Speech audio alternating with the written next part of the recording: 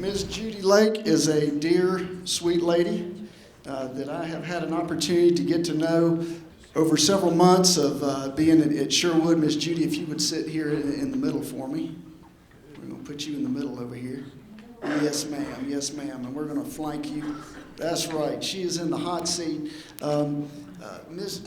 Ms. Judy is somebody that I have always said from the time that I heard her story was just the poster person for There's Hope for the Hungry.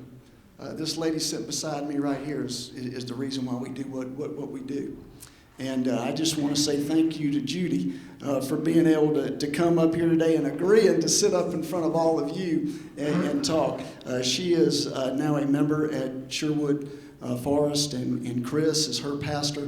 And Judy, I just want to have just a few minutes just to talk with you a little bit about your story, about what you experienced. And first of all, I want you to just answer, what was your experience at other food banks? Because this wasn't the first food bank that you ever came to, right?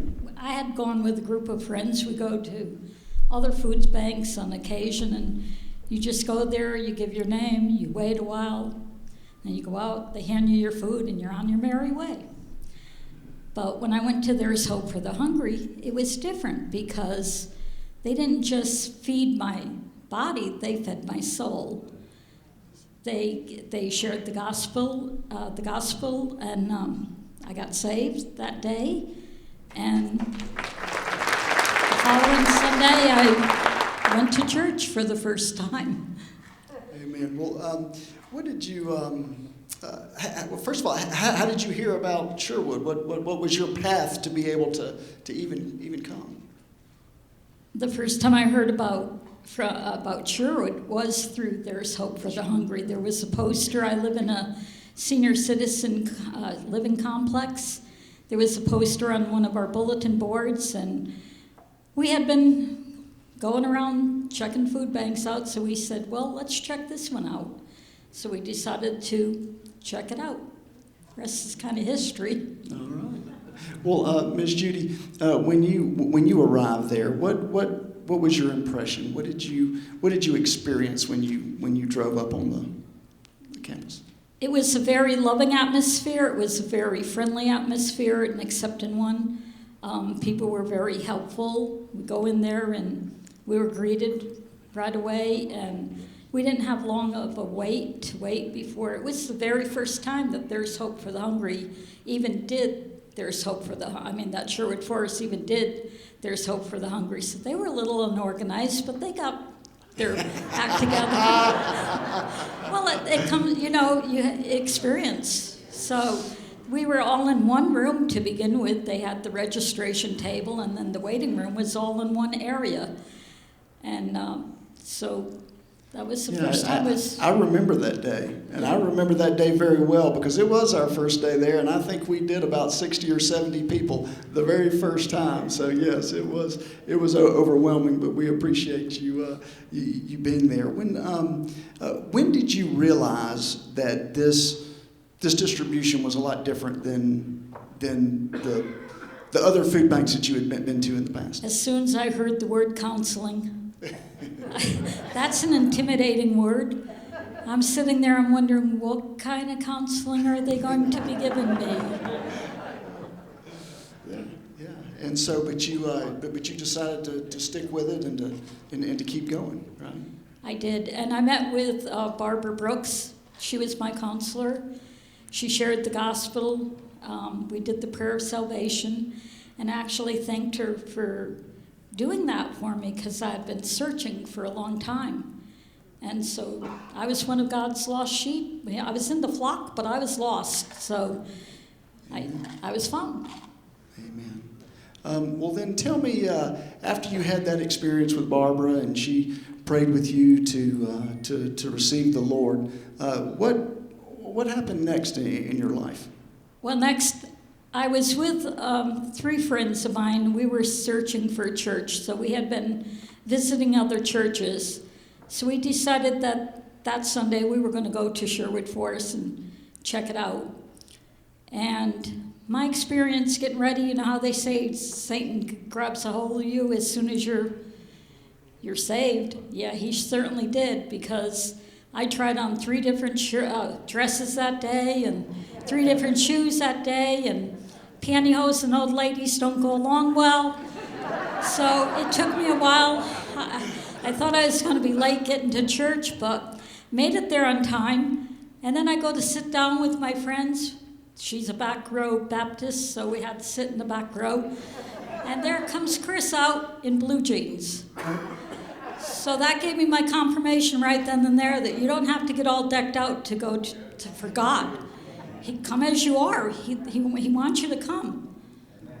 But that was your impression, though, as you were getting ready. You felt like that you had pressure to dress yourself up and do something that you weren't naturally typically doing, right? It was a Baptist church. I wasn't raised Baptist. All the people that I knew that were Baptists always wore the long dresses all the way down and dressed up for church. And so I figured I had to do the same. Somebody told me, you're not going to be allowed in a Baptist church unless you're wearing a dress. I don't know how long it had been since I wore a dress, years since I wore a dress. But when I got there and I saw Chris and saw the other people, it's like, okay, I'm comfortable here. Amen. And what was your, tell me a little bit more about your process of how you decided, okay, this is maybe the place for me, other than seeing Chris in blue jeans.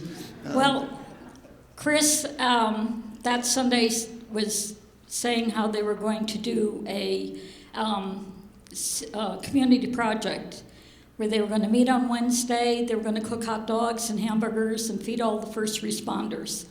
So I said to my friends, I want to go up and listen to this. I said, if you want to ride back, I took one woman with me. I said, if you want to ride back with her, that's fine, but I want to go and listen to what the pastor has to say. So they said, okay. So I went up there, and that's when Chris's eyes and I met. I know we had eye contact. And so that Wednesday, I went to volunteer for this community service, and that's when Chris came over and introduced himself to me, and then I just got involved in the church, and I got baptized, and I got their Hope for the Hungry got saved in June and got baptized that November, and I've been volunteering and helping out the church wherever I can. I'm going to be going on a mission trip in June, and that's always been one of my bucket list items, if you want to call it that I've always wanted to go on a mission trip. So this is going to give me the opportunity to do that. I help with the children's Bible studies on Wednesday, and I just try to be involved as much as I can. I help out with every time when they have There's Hope for the Hungry. I'm volunteering there. I had one of my friends said, you don't have to go there. They don't pay you to go there. You're only voluntary. And I said, but it means something to me. It means something to me. So that's the reason why I go. Amen. Well, Miss Judy, you certainly are. I will never forget that day that we came back, and you were there as a member, as someone there volunteering with Sherwood, and I just got to talking to you, and it came out that you told me, you said, yeah, I was saved here last month, and from that moment on, I said that's what this ministry is all about. That's what we're on this earth for. We're on this earth to help one another. We're all God's brothers and sisters. Amen. And to see what God has done and all the ways that you're involved, and now that you're headed on a mission trip yourself, man, that's just the hand of God at work in your life. And I just want to thank you for sharing your story with us. But is there anything that you might anything else that you might want to share with the group here about how they could just reach out to someone and help them get involved like you were involved? The only thing I can say is to follow up with the people that are coming to the church for There's Hope for the Hungry. Follow up with them. Sometimes they have cards, a group of 10 names on the cards, and they're given to the members, and we go and call those people and follow up. I still follow up with some of the ones that I had, because I have their number on my phone, and I'll call them every once in a while and still follow up and check on how they're doing. You just got to encourage them, if they don't have a church home, to come and visit yours. Amen. Well, thank you, Judy. I don't know if you knew this or not, but I got a picture from Chris that we're. what a wonderful day that is.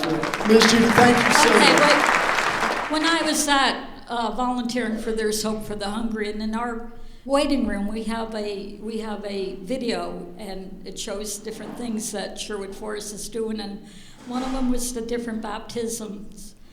And I kept saying to Chris, that video is scaring me. And he said, why? And I said, because I have that feeling when you put me back, I'm going to pull you under. But you made it. Thank you. Thank you. Let's give Miss Judy a